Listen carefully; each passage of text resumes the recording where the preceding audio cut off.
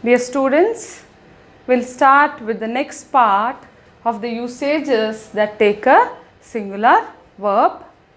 Okay, observe and try to know the applications of the rules.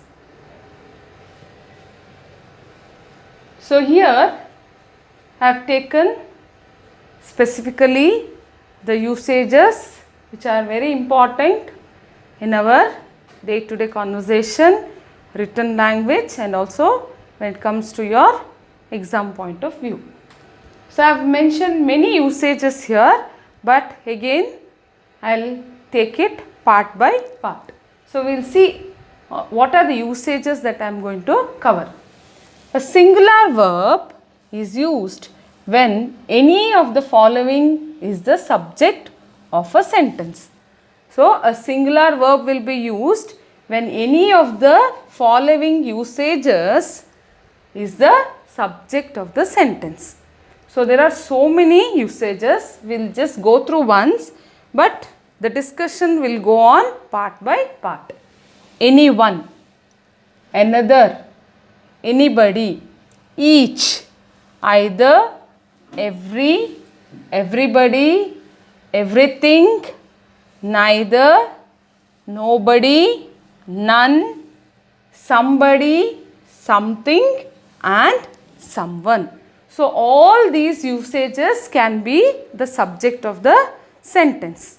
So depending on the subject, how will be the usage of the verb, that is important. Now when it comes to these two words, I told either and neither.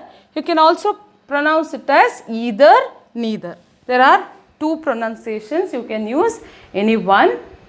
So all these are very important according to the exercises that are given in your textbooks, and also when it comes to your day-to-day usages. So all these usages we will divide it into different videos and we will have the discussion. So the first few you can concentrate. Here I am starting with the examples itself. You can see here, please give me something to eat. Please give me something to eat. Something to eat. Something, that is the thing you have to concentrate, something. Is someone ready to help me? Is someone ready to help me? Somebody has called me yesterday. Somebody has called me yesterday. So here also you are not specific. You are asking something to eat. Someone, you are not specific here. Somebody, that is also not specific. But the usages you have to concentrate. Something, please give me something to eat. Is someone ready to help me? Somebody has called me yesterday. Okay. So here something to eat. So here it is the usage.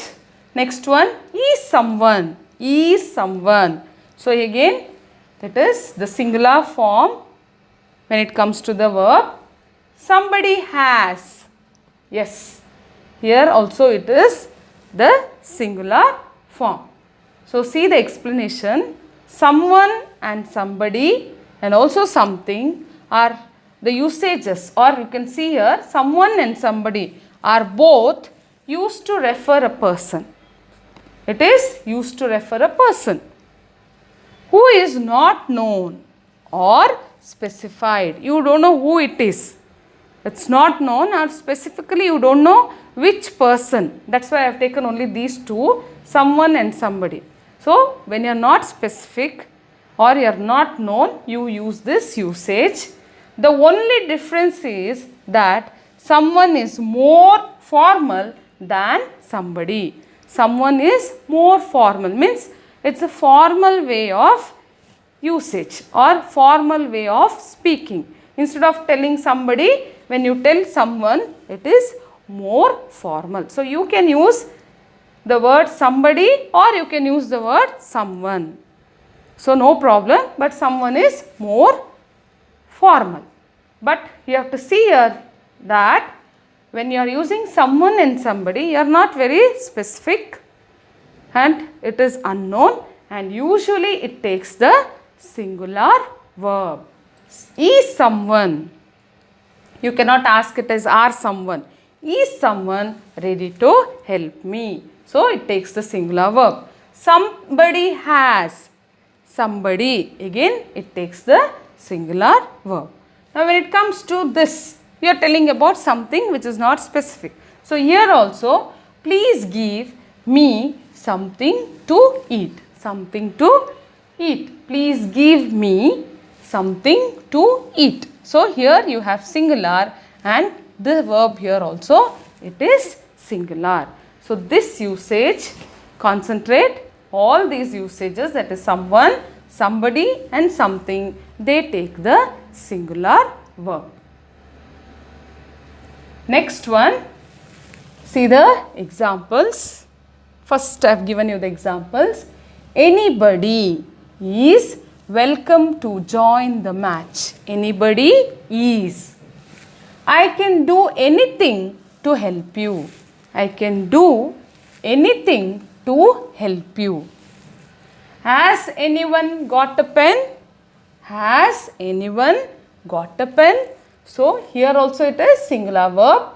Here also it is singular verb. I can do anything to help you. Help. So there also it is in the singular form. We use anyone, anybody and anything to refer to unlimited set of things or people and specific things or people. So here what happens is, when you are telling about anyone, anybody and anything, you refer to unlimited set of things. So there is no specification there, there can be many. Okay, so it is unlimited set of things. That is, you can also tell it as group of things or people, or sometimes specific things or people, sometimes very specific things or people. So I will differentiate here. See here, anybody is welcome to join the match. So there can be any number of people. Okay, so it is unlimited. I can do anything to help you. So any type of work I am ready to do to help you. So that is also unlimited. Now observe this one. Has anyone got a pen? Has anyone got a pen? You are referring to unlimited people there. But what is seen here is, you are asking anyone has got a pen. Means it is also referring to a specific person. Among so many people there, is there anyone who has got a pen? That is the question. See, this is very important when it comes to your conversational English. When it is written, you may not get very confused, or when you are speaking also. But here there is a specific reference.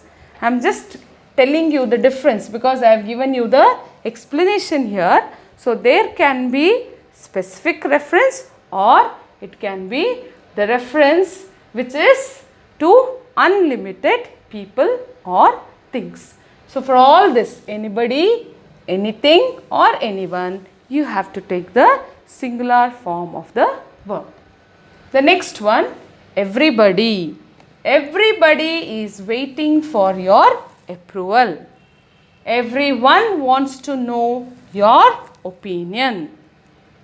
Everything looks different with the lights glowing bright.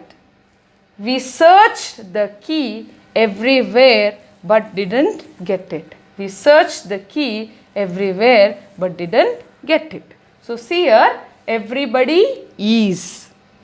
Everyone wants. So this is what I went on highlighting even in my previous videos. Wants. It has got a S in it, and this is a singular form of the verb. Everything looks. Again, it is a singular verb. It has got S in it. Repeatedly, I think you can go on chanting it, because this is what we get confused, especially when we fill in the blanks in the exam, because you will not have much time to think, isn't it? Because you have to cover the whole paper. So this, I think it's better you keep on chanting. We searched the key everywhere, but didn't get it.